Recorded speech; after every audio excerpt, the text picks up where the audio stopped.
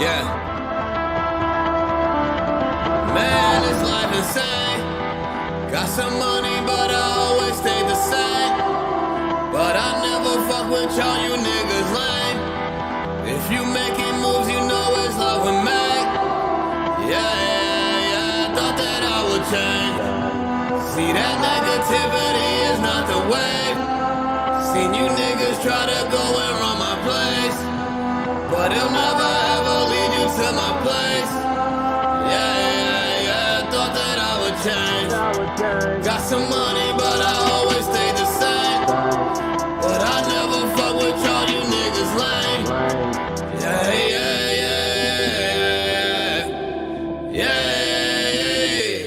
Chasing the billy, if I'm in your city, I gotta get paid for the show.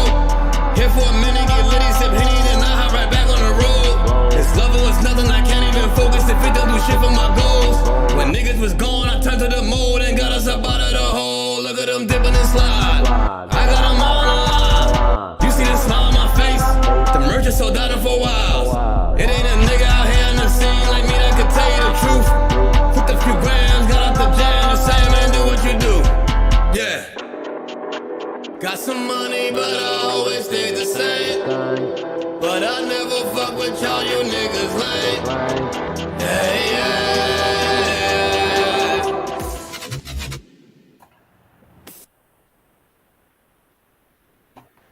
The champ is in the house. I appreciate you, KCA Randy. What's up, James? What's up, Cameron?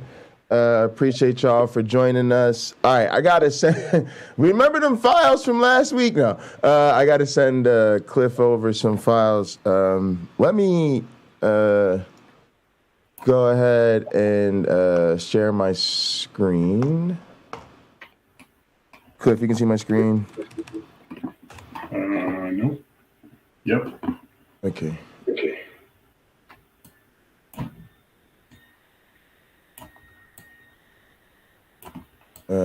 I just use this because I need to, it's easier for me to get to the Explorer from within the WSL system. All right, over here.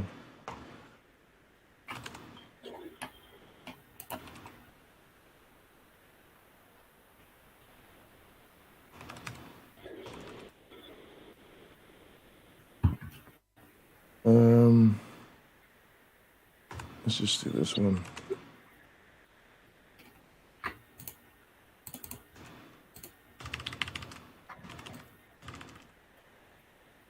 I want to see if this is the one.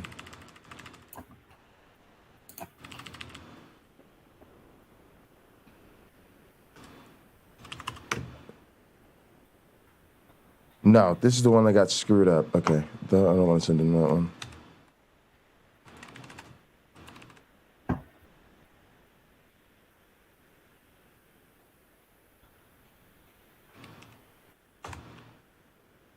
Cliff, I tried to put in the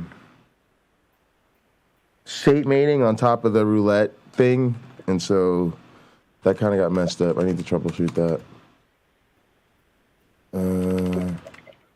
All right, let me see. This should be it.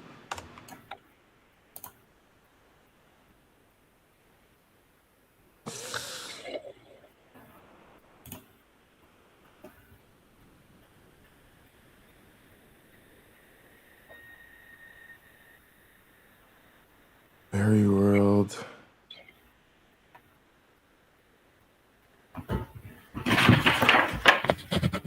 It says roulette. All right, let me send you. Cliff, you just want the settings, right? Yep. Wait, Explorer.exe.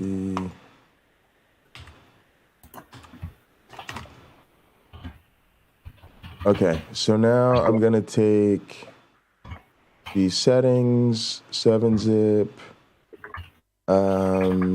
add to work.zip.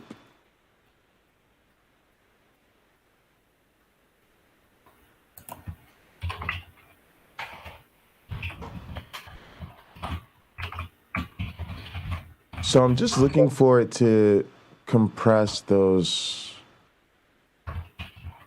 files.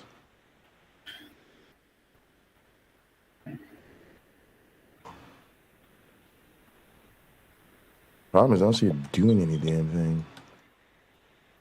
7-zip.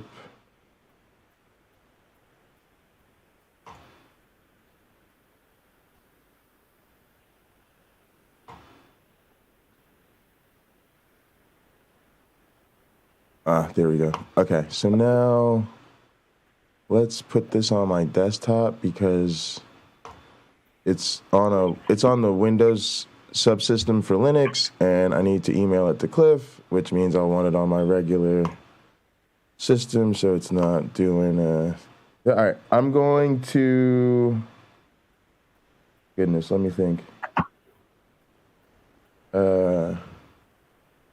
Yeah, I'm going to switch to this side cam view for a second, just so I can pull up my email without it being everywhere.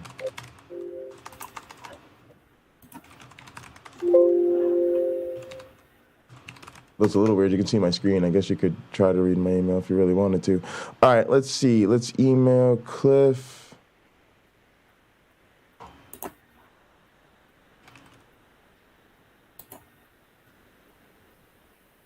Doesn't matter. Settings. Thanks for checking this out. Attach files. Desktop. Work. Boom.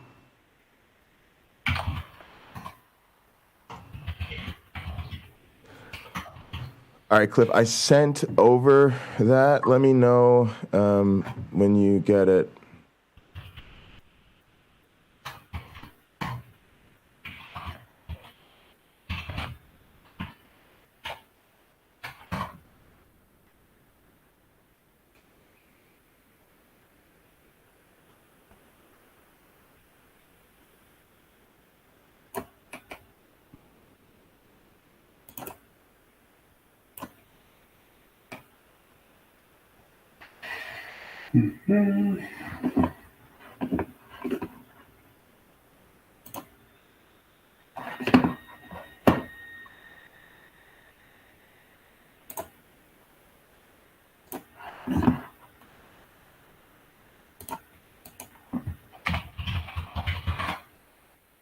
All right, Pinochle. Yeah, seriously. That's what I want to do today. It's my light day, but I gotta do this with Cliff, and then I have a meeting. I guess I meet with Mike at 2. I think he's here this week. He was at a conference last week. Cliff, are we gonna meet? We're gonna meet with Marie on Thursday. That's the theory. Okay.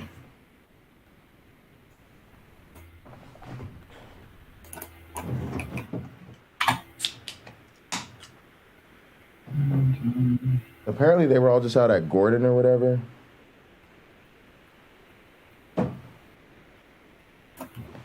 No idea. I'm gonna leave Cliff alone. Cliff is reviewing those settings files. You pulled them up to compare them? Yeah. I'm checking it out. I'm just pulling up brand new MABE so that I know that everything is clean. Yeah, no I worries. don't have any weird settings.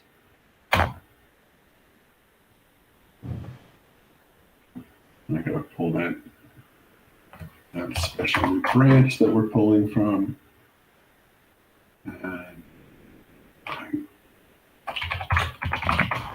All right, while he does that, I will do the very, very difficult work of giving out pocket change. I mean, it's really seriously hardcore scientific stuff, folks. Don't try this at home. James Apperson was first. Gotta love that.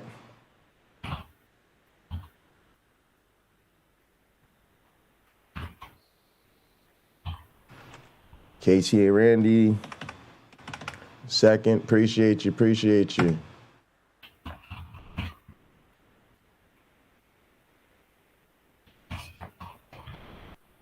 And Cameron Bennett on the 3rd Street trying to avoid being 4th.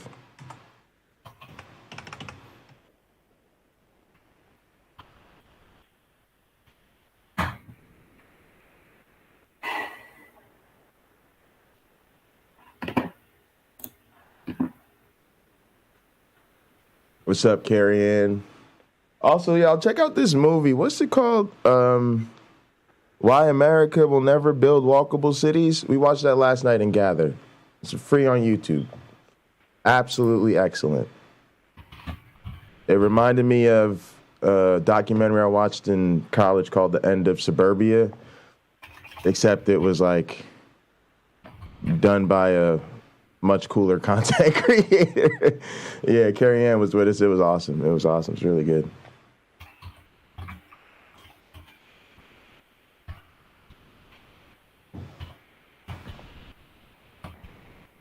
Also, I guess a little programming note. We'll do Monday Night Raw and Monday Night Football tonight. And I'll be in Gather all day. Got a meeting with Mike at 2. I think another meeting with Rob at 5. So this might be my only stream today, but I'll definitely be in Gather.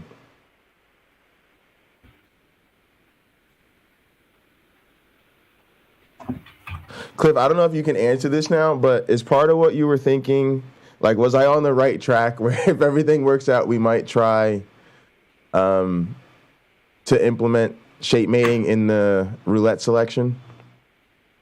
No, we were just using roulette so that we didn't have to, work with the code that we were jambling? Yeah. So because I don't have your shape mating code over here. Sure. But you think... I just wanted to get rid of that. So, I mean, there's an expectation for a certain behavior, and I have been getting it consistently, so I'm surprised that you weren't seeing it. Yeah. I guess what I'm wondering, and if you can't think of two things at once, it's totally fine. But I was just wondering if you had any reason why you thought tournament would be better for this type of thing than roulette in general. No, you just grabbed tournament when you started working on it. Got you. I guess because I was thinking this they seem to adapt a lot faster with roulette, right? Like roulette goes crazy. That's no, never mind. I mean, that's just a matter of... You don't think that makes a useful difference? Got you. No, I mean, because it's going to be the selection strength term in roulette. It's going to be the tournament size of the tournament. It's. I see. That almost doesn't matter. I got you. I mean, for this task, it shouldn't matter. There should be settings that will get us basically. I mean, it's different. The curve's different, right? Because it's tournament is necessarily elitism. It's local elitism, and roulette is not. But in the end, all you're doing is dialing selection strength. Right. How do we do roulette again? Is it? We there's two ways you could do it, but the way we do it is we select an individual we calculate the average fitness of the population. We know the max and the min, and we know every individual's fitness. And so we select an individual, we see how they compare to the rest of the population. If basically we generate a random number and we spin a roulette wheel, but the random number, if they have a lower score, has to be higher in order for them to be selected. So they have to basically, if your score is low, you have to get luckier. And so, the other way you could do it is you could just take everybody's score. Hang on real quick. Is that the idea that you pick a random number, and now since I have to be higher than the number to make it in, then only higher fitness people make it in more often? Yeah, effectively. I mean, the other way, I think the more common way to think about it, but the algorithm works out identically. It's just implementation. Sure. You say I have 100 guys in my population. Each one has a score. I sum all the scores of the entire population. I put that on a wheel, and then I cut the wheel into slices, so each individual gets a slice that's their proportion of that total fitness. Then I just put the ball in the wheel and I spin it, and wherever it lands, that guy makes an offspring. I do that 99 more times to create my new 100. And that's why they call it roulette, because you're literally... It's proportional fitness. Is that kind of... fitness proportional. As opposed to tournament, which is not fitness proportional. Yeah, a tournament is like duels, right? Like we're just going to do a bunch of head-to-heads then see who's the best. Being similar with a small tournament size. It can be similar, but if you go to tournament size equal to population size, then it's elitism. Right, because then only the best is gonna win, and then roulette is giving you that stochasticity built in. I didn't think about it like a roulette rule, but now it makes perfect sense, right? You're just determining how big of a wedge you get on the roulette wheel, spin the damn roulette wheel. If you're higher in fitness, it's more likely to land on you. That's actually really clear. Thanks for the explanation. That's actually really clear. I hope everyone in the audience got that. I think that was pretty spot on. It's almost like you programmed that and you thought about it. Well, I mean, the funny thing is, the way we describe it is usually not how we code it, because depending on the population size and the distribution of scores in the population, it may be faster to generate the roulette wheel and do it that way, the way that I just described it, or it may be faster to just do random poll, just get the sum of the population, not generate the roulette wheel, and just do random picks until you get the next population. And my first couple of years, I tested both ways, and I looked at it has to do with population size and score distributions will determine which one's fastest. The idea the other way is that you get the identical results. Okay. I mean, obviously it's not identical, but you mean similar, yeah. But it's qualitatively identical. Quantitatively, you'll get a different result, but the quality of the result will be identical. The sort of distributions that you get will be identical. If you did it a million times, you will get the same average result. Got you. That's pretty cool.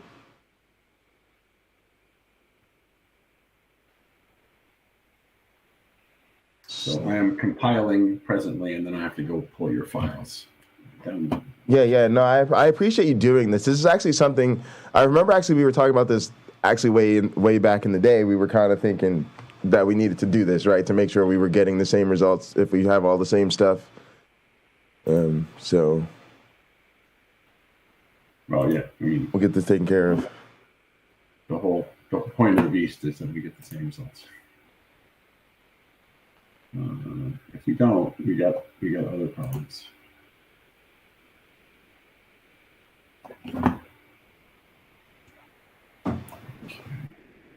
In other news, my A-Life draft is in pretty good shape. I actually think I can get that out in the next week or two, which will literally have sort of this shape mating stuff,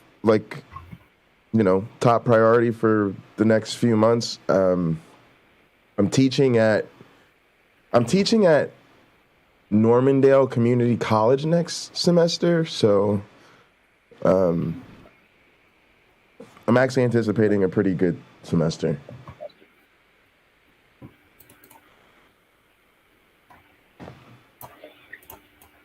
Be teaching non-majors online. But yeah. I'm actually feeling like, Cliff, I'm feeling like I'm going to turn this postdoc into a very successful one if I meet a couple of these benchmarks.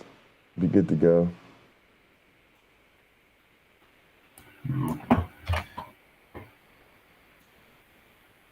Dude, postdocs go fast. I'm in year 2, right? I'm like a 3-year postdoc. Time flies. Yeah. Don't look at me. My PhD is never ending, so. You're going to get back to that accelerated life right after. Sure I am. That's what they tell me. I'll believe it when I see it. Mr. Show Off, my postdoc's almost over. Yeah, I think Cliff's like me. Cliff's technically, I think, a dual PhD because he's got enough material for 2 or 3 of them. He's just working on the one he actually wants to finish with now. How's that coming? It's slow. It's real slow. Today I'm working on a figure. That's what I'm doing. I'm working on a figure. It's a very exciting figure. But we wanted a figure so that we could put it at the top of the paper, and hopefully it would work to. So is it like a diorama type of figure? Usually those introductory ones are. Diorama. I would say it's a schematic. Schematic. I think that's a better word. I think that's the word I was kind of looking for. Schematic. Yeah. where it's not data, but it's kind of introducing you to the system. Yeah, let's check it out. I'll show you this. You can tell me if this makes any sense. This is like in the editing software. I'm not even gonna try to make it nice. No, that's fine. What do you use for your for this? Are you using like Inkscape or something? I'm using Inkscape. Yeah, that's what I use. I love Inkscape. Cliff, what's our favorite thing about Inkscape? I'm sure we have the same favorite thing about it. It's free. Boom! There you go. I knew we'd be on the same page about that. This is the one we were checking out. Yeah, I got to tweak this. I wanted to tweak. So tell us what you've changed. All right. So basically, what we saw, the water line is the average. Yeah. And then I'm looking up top. We start with everybody there. As the average is increasing, people can get. No, you've changed this quite a bit, because. Yeah. So I mean, so the premise here, what we're showing on the top is the free for all effect, and what the free for all effect is that it's a very simple idea. It's just that during a range expansion, or in this case, a genetic sweep, which is. We have this line is the fitness function. We have a population fixed on peak X. And Cliff, could I ask, is the sweep represented by the shift in the water line, right? That's your sweep because it represents the average shifting. So it's really the sweep is represented by the movement of the dots. This peak shift of the dots right here, right? So we have a population of size, I think it's 16, that's fixed on peak X. Then something occurs, we don't know how, but they make a discovery, they find Y, and at some point later, some number of them, in this case, half of them have moved to Y, and the rest are still at X.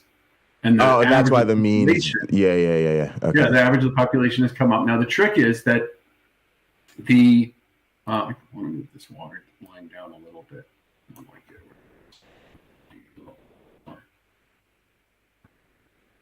So, the trick is that these guys are dying off because their fitness is lower than the average, right? So when we do the fitness proportional selection, they're going to lose. Absolutely. And these guys are winning because they're above, right? But the point is that any one of these guys, every one of these guys is above average.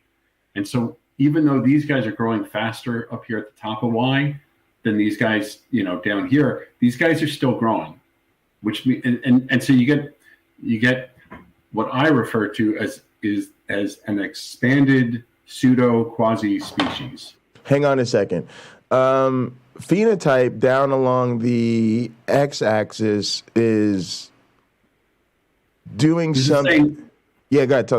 This is saying where is the density of the population. So at the beginning, the phenotypes are all this phenotype, whatever it is. I see. And then you get this slight second hump, and then everybody moves, and that actually shifts everything. Okay, I actually really like that. The important thing is that in the middle of the transition, these guys at Y are in this Y distributed phenotype, right? They're really spread out. Yes. And then hold on, I was going to also add, you have that hump there. So those lower Y guys far to the right, they have more similar fitness to the guys over to the left. So there's actually there's this distribution, right? And you've got this peak actually that's sitting at the top of Y. And so they're doing the best. But these guys can survive. They can hang out because they're still better than average fitness.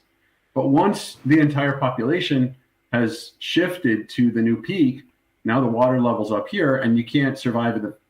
These lower guys can't survive anymore. And so we see that the quasi-species, this mutant cloud at the new peak, contracts back to a tight distribution. So you're saying the quasi, what do you call that? So B is where you get this quasi-species thing. What do you call that? So what's actually happening on X, this is a quasi-species. A quasi-species is when you have a species, it's fixed to a fitness peak. They're not all genetically identical. They're similar, but they're not identical. Sure. And that is called a quasi-species, because we're saying that they're not all one genotype. There's a whole bunch of genotypes. Maybe they're all one phenotype, but there are probably even some variations. Some of them are a little lighter color, some are a little darker, some have blue eyes, some have green eyes. but they're all basically humans, right? They're all basically the same thing.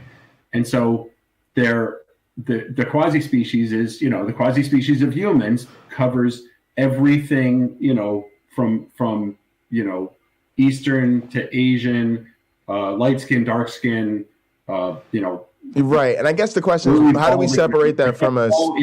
That's all in the human quasi-species. So what's different from a species? I guess it's the same thing. It's just it's a technical way to talk about the fact that the species is not genetically identical.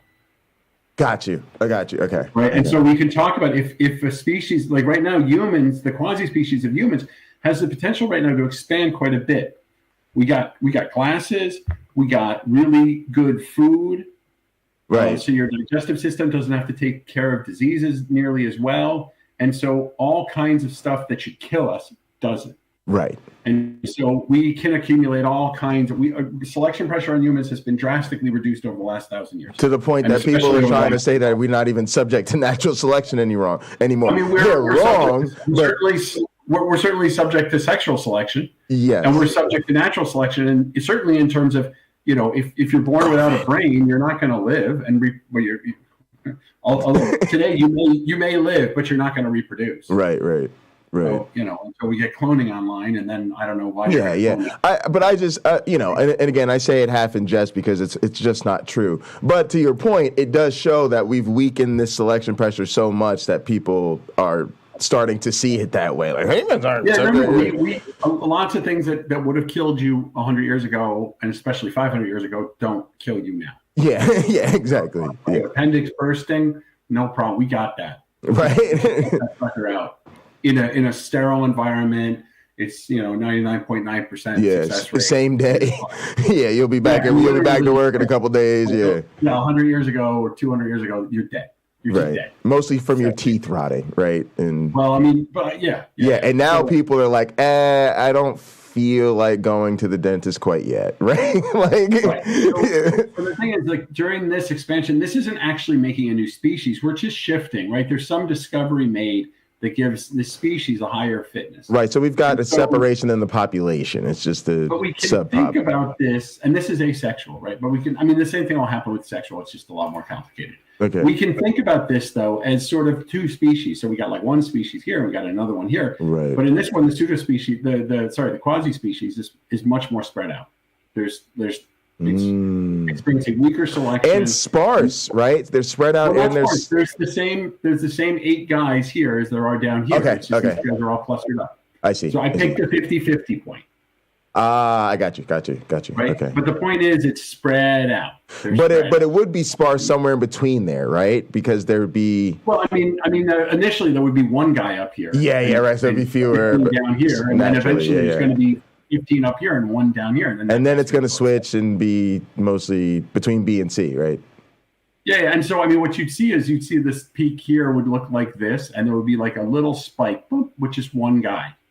And then over time, this thing is gonna grow, but as it grows, it's gonna get wider and wider. This is gonna get wider and wider. Yeah. But now what's gonna happen is now the shift is gonna go different, because this is just gonna keep getting lower and tighter as these guys die off, and they're really fixed to this peak, and they're just barely hanging on. But this thing, as it gets higher, it's going to get narrower. It's going to the sides are going to come in, and eventually you're going to end up here. So I could animate this, and you'd see a little spike come up, and it would get wide, and then it would get high. That would be dope. I'm sure people would love that. But yeah, this looks good. You'll get there. If we don't have a YouTube video for it, it'll at least be for talk. When I present this, this is what we're going to do. Nice. And so, YouTube video would be awesome. So I talk about then a pseudo quasi-species. Because this thing up here isn't actually a quasi-species. The whole thing is the quasi-species. Gotcha. But even then, it's not a quasi-species, because a quasi-species is defined as the mutant cloud on a peak, right? It assumes that you're at a stable fixed point. We're not at a stable fixed point. We're in transition. So that's why pseudo quasi-species is not a thing. I just made it up because I needed a term. Yeah, I was gonna say you needed a word. Yeah, word. So yeah, but you can also think of it as a mutant cloud. And so there's a mutant cloud around X, and then there's a much wider mutant cloud around Y. But again, once they've migrated, or not migrated, but once they've shifted completely to Y, and remember, it's not like they're moving from here to here. the individuals here are producing more offspring, and so the density here is increasing. Yes, the individuals here are producing less offspring, so the density here is decreasing. Yes.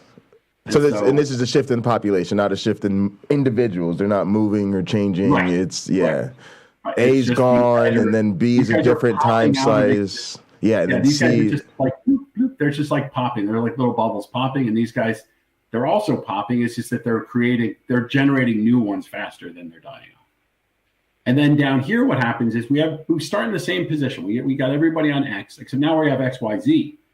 And here, when we get to Y, the expanded quasi-species here, it looks almost the same, except somebody found a way across the valley before the water level got too high. So before it became prohibitive to be in this valley, these guys found a way across the valley. Oh, that's what we're seeing. Okay, I see the difference now. We end up in a situation here that looks almost like this situation, except that it's the guys at Y who are dying out, and they're shifting to Z. And this then can keep happening, right? And we go literally from this. It's just like this shifted over to. Oh, it perpetuates it. I see, because of the phase. You're starting to see that bump again. And if there was another peak, if there was a ZZ or something, then we would see this shifted again, right? And so this is the idea, is that this is what happens when you have this would be a peak shift with fixation, and then this is a peak shift that results in a cascade where we get another peak shift before fixation. Right, because you could almost think of it as F could then be led to, let's say, D, E, F, G would be like D shifted upwards, right? Like the one after F would be back to D, but shifted upwards towards that new peak. Yeah, because that's what you're saying. The cascade is like the cycle.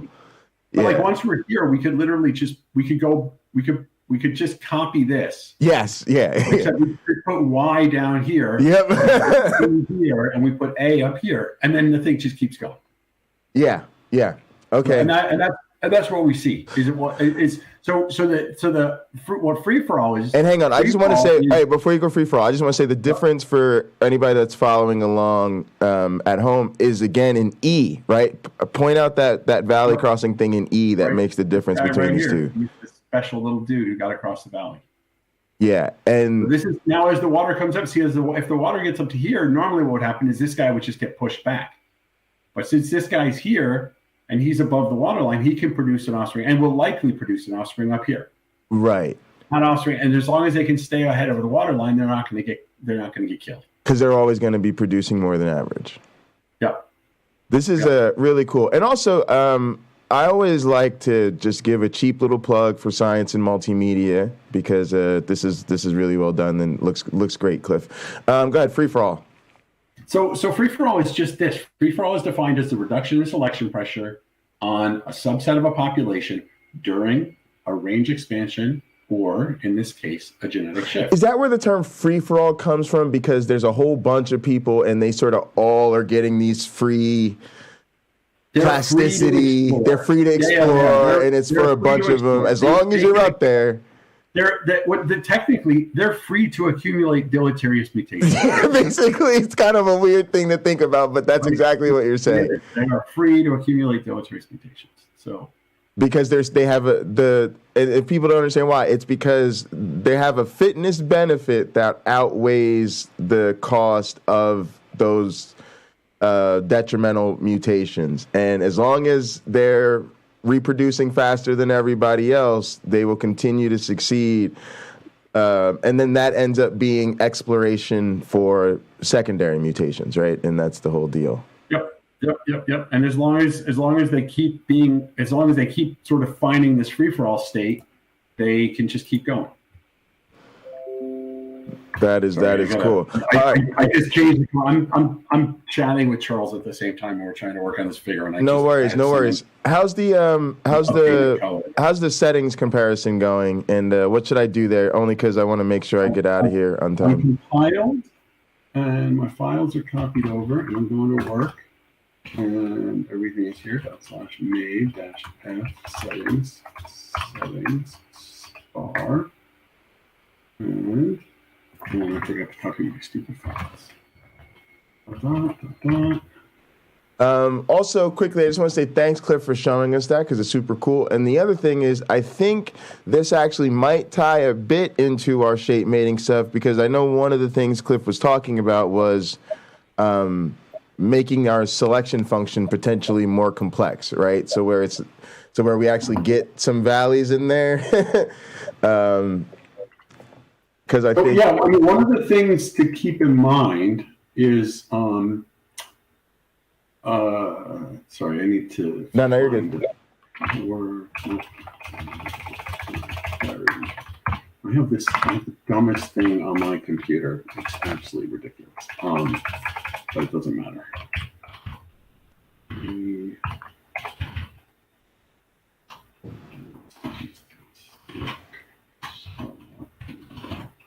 Also, why am I still on this crazy camera view?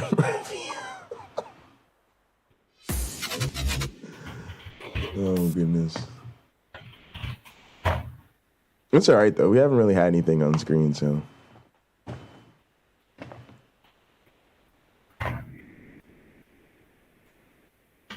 All right. I will be back in a minute. Yeah, take your time. I'll pretend I know how to do a YouTube show while you're gone.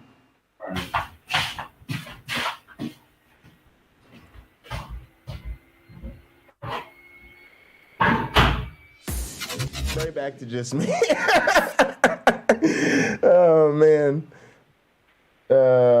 But yeah, gang. Yeah, I felt the same way, Carrie Ann. I'm actually sorry I missed the heist. I'm in the same boat. I looked over and I was like, God damn it, I just missed the heist. And why did I not hear? Oh, you know what? They probably didn't redeem the heist thing. You know, these noobs. We got to show these noobs how it's done. Where's my alert box? Where's the bot? Come on, bot. Yeah, there we go. You hear that? That's how you know there's a heist. And then you go heist. Boom. Hey, man! This makes sense! This makes sense. You gotta drop that heist on folks so that we know again what the heck's I don't going know on. what the hell I'm talking about. Now the issue is I think we might be in the heist cooldown, so I don't know if the heist actually worked. But all right, that's how that gets done. All right, back. Cliff's back.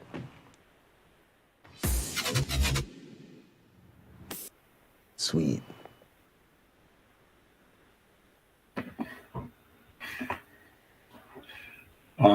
Okay.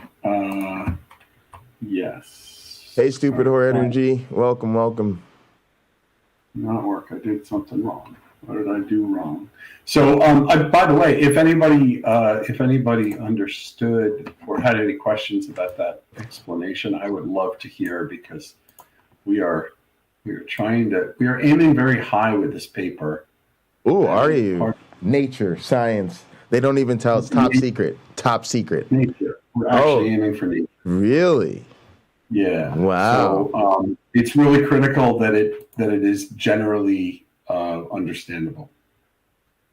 Yes, like almost general audience understandable or something. I mean, like we can nature. assume some scientific, like that they can read a scientific paper. Pretty much, like, yeah. But any scientific paper, assume that they're not in our discipline. Yeah. It's really weird writing it. Like you don't actually have methods. The methods are basically in a. They're in the narrative somewhere, right? Well, no. Well, you only sort of describe as much as you need, and the actual methods are left out. They're put in an appendix. Supplement, yeah. Yeah, supplement, yeah. And which is weird. Which is just weird. Yeah, but Cliff, I mean, that's a game changer. You get that, you just do whatever you want with your career afterwards. So. Well, I mean, it's not really, but it would be good. I mean, it's just I think that Chris and Charles both feel very strongly that this is a very significant finding, and we should try to make it a big deal. Yeah. I mean, that's yeah. awesome. Like I said, it's not understandable to anyone, it would be good. And to be honest, a lot of your choices, like, I mean, look, you're in a weird position, right? And for me, as a black dude, you're in a crazy position, right? Because you're in a position where people were like, you could just be done, right? And you're like, nah, I want to do this other thing, which is just crazy land. But, everybody lives a different life. But if you get something big, I'm sure you'll feel like, I told you, right? like, you know what I mean? Like, you stayed for a reason, right? You stayed because you thought this project was right. You wanted to do this thing. I assume this is related to the thing you wanted to do, right? This is the thing you wanted to stay and do, right? Well, this is if all goes well, this is paper one of what kind of brands are you using? What's your Markov? All right. Well, what's going on? Maybe we should do it for it. All right. Something is going wonky here because this is not right. Turn. All right. Let me make sure that I'm not crazy settings. All right. The settings file you sent me has initial population 100 and updates 100, and that's not the one that we were working with. No, it was the default. I sent the one that was in there because that was the one that I just I ran. mean the one we were working with because we had like population. So, were you? Okay. Go to that directory. Okay. From where you sent me the thing, and just run it there, and I want to see like the first 10 lines. All right. Do you want me to just do /MABE F setting star? Yep. All right, kill it. Oh, okay. Got to 100. Never mind. I can look at line 100. That's fine. I have 3, 5. Nope. Different numbers. Nope. Not even close.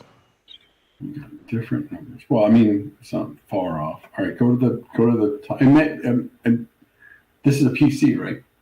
Yes. Oh, but it's using WSL, so it is probably running the Linux compiler. If you're using a different compiler, no, we're using Machine Twister, so it should do the same. It should generate the same random numbers. Scroll up to update 0.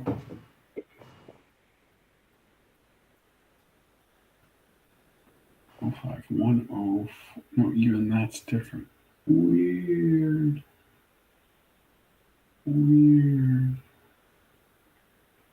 How strange. How very interesting. And we're working with the same exact thing too, because you had me download your special branch, correct? That's my belief. Why don't we do an ls of /code?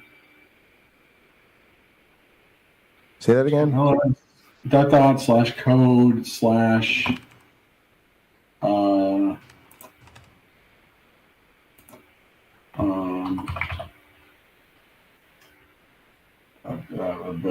so it's going to be code / brain capital B / Markov brain / gate. Like that? Yeah. Mark brain. Markov brain. Do a tab. Yeah, okay. Hit enter. Let's get up. Oh, did you do a tab? I'm hitting tab. Yeah. All right. Oh, capital gate. Gate. Yeah. All right. Do analysis of that. Yeah, hit enter. Yeah. Okay. And it's CGP gate is here, so this is the new one. Should I do you want me to I can move my meeting with Mike. I could just tell him I need to. No. This is fine. We should. No, I gotta do other stuff. Okay. I'm gonna. What I'm going to do is I'm gonna write you a different thing. I'm gonna basically send you a different file that where we're just gonna generate some random numbers, and we're gonna see if we get the same random numbers, because it may just be that your compiler is giving us different random numbers, at which point that would explain it. But I would like to know what's going on. Yeah, no problem. So do I need to do something between now and Wednesday, or are we just going to pick up on Wednesday? We'll just pick up on Wednesday. I'll figure it out. All right, Cliff, thanks so much for your time. Really appreciate it as always. And we'll see you Wednesday at see you Wednesday at 1 and then Thursday with Maria. Right. Yeah, right. Yeah. Thanks so much, Cliff. Yeah, I don't know what I haven't made any progress, so I don't know where we're gonna. No, actually, to be honest with you, I actually think it could be a good conversation for you to talk to her about some of the, trying to get towards a testable question, because I think she'll, I think, to be honest with you, that's who it's going to come to, right? It's probably going to be between the three of us. Because Mike's going to do the supervisor, head of department, way too busy to do much thing, right? So if the three of us can kind of get a game plan going, with you sort of leading the development and me and Maria basically saying, yeah, we'll cover you and figure out what we got to do as far as this question thing is, I think that'll be good. Because I think because I'm new to all of this, right? So I think she's got a little bit more experience there. So yeah, I think it'll be fine. If not, we'll at least be able to, the three of us, get on the same page, because I think we're going to have to steer the project, right, with Mike's supervision. So it'll be fine. Sure. Yeah. Okay. All right, Cliff, I'll see you Wednesday. All right, you have a good one. You too. Later. All right, gang. That was good. We'll make progress, I'm sure. Cliff and I will figure out. I think we're in good shape, actually, because I think we've pretty much figured out all of our code is working as expected, which is the main thing.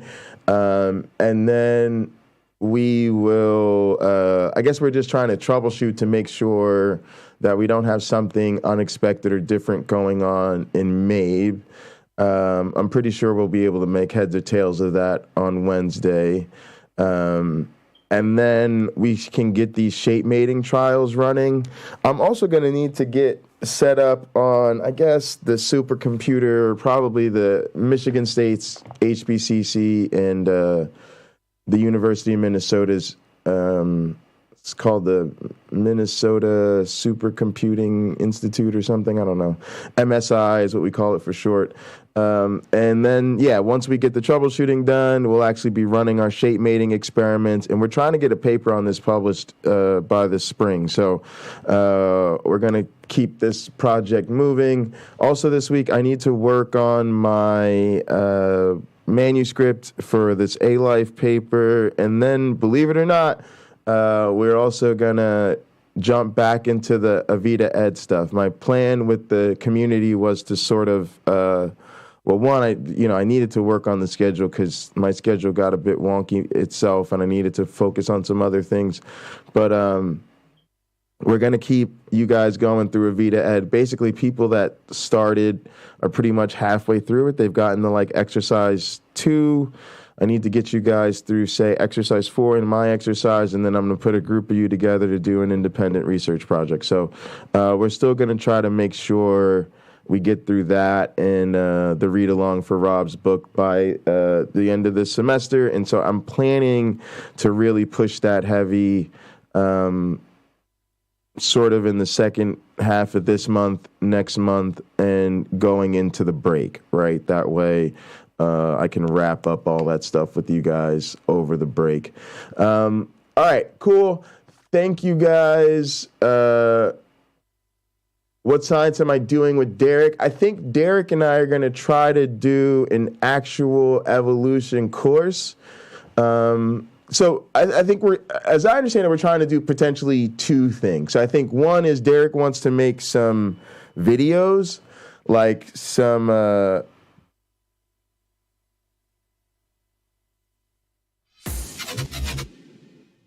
I think Derek wants to make some videos about evolution where I'm just kind of discussing what's up maybe even breaking it down from a counter-apologetics perspective. And, you know, we are going to try to feel out if Erica Gustick Gibbon can join us for some things. If not, you know, we know she's super, super busy right now. But yeah, I think the idea was to make some content together. I also want to see if Derek will get involved maybe with this word wrestling entertainment stuff, right? I want to build up that big debate card, and I think Derek can probably actually help us pull it off with some of the bigger names. But yeah, he just wants to make some videos together, and then we've talked about doing a course. Now, the course, I imagine, would be sort of like the Richard Carrier course, where people would actually pay to take the course. I think we'd probably do it at the Flying Man University, where we have, you know, the virtual classrooms and stuff like that. And yeah, we got to talk about that, whether it would be sort of synchronous or asynchronous. I prefer synchronous. Like, I prefer to actually teach a class, have everybody show up, talk, and do discussions. So yeah, we've got to sort of think about that. I think maybe that's how, maybe we can do a synchronous session, and then if people miss it. But yeah, we'll see what's up. But yeah, so content, and then a course, and then yeah, that's that. But yeah, I got to run, everybody, to get to this meeting with my advisor. Appreciate you all, and we'll see you later.